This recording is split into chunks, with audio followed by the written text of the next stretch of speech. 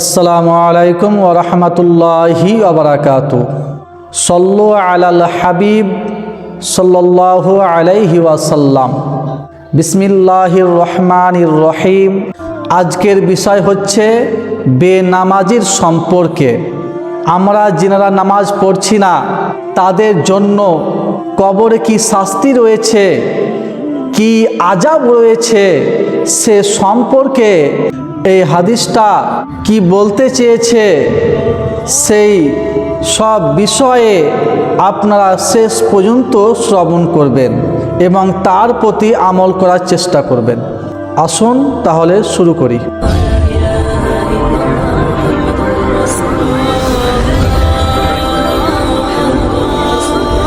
কুররাতুল উয়ুনের মধ্যে বর্ণিত হাদিসে পাকে এই বিষয়বস্তু রয়েছে যে উম্মতে মুস্তাফা সাল্লাল্লাহু তাআলা আলাইহি ওয়াসাল্লামের মধ্যে 10 জন লোক এমন রয়েছে যাদের উপর আল্লাহ তাআলা কিয়ামতের দিন প্রধান্বিত হবেন। তাদের চেহারায় গোশত থাকবে না, হাড্ডির খোসলটা থাকবে মাত্র। তাদেরকে জাহান্নামের দিকে নিয়ে যাবার হুকুম জারি করবেন।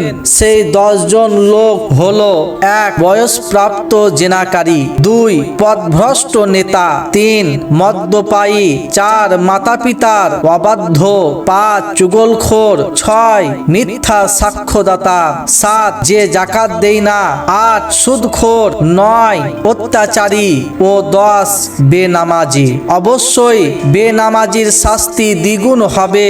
বেনামাজি কিয়ামতে এমন অবস্থায় উঠবে যে তার উভয় হাত তার গর্দানের সাথে বাঁধা থাকবে। ফেরেশতারা তাকে মারধর করতে থাকবে।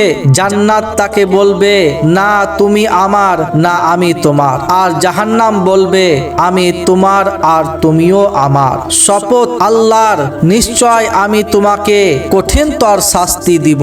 তখন তার জন্য দোজখের দরজা খুলে যাবে আর সে দ্রুতগামী তীরের মতো সেই দরজায় প্রবেশ করবে। তার মাথার উপর হাতুড়ি দিয়ে আঘাত করা হবে আর সে জাহান্নামের ওই স্তরে থাকবে যাতে ফিরাউন, হামান ও কারুন থাকবে। ফিরাউন, হামান ও কারুন যেহেতু কাফির ছিল সেহেতু তারা সদা সর্বদা জাহান্নামে থাকবে, কিন্তু বেনামাজি মুসলমানকে শেষ পর্যন্ত জাহান্নাম থেকে বের করার পর জান্নাতে প্রবেশ করাবে। তবে জাহান্নামের শাস্তি এক মুহূর্তের জন্য বরদাস্ত করা যেতে পারে না। অতএব সকলে নামাজে ফিরে আসুন।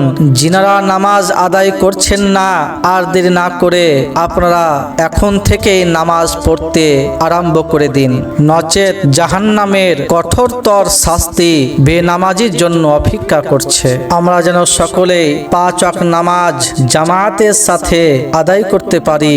সকলেই কমেন্টে লিখুন আমিন সুম্মা আমিন।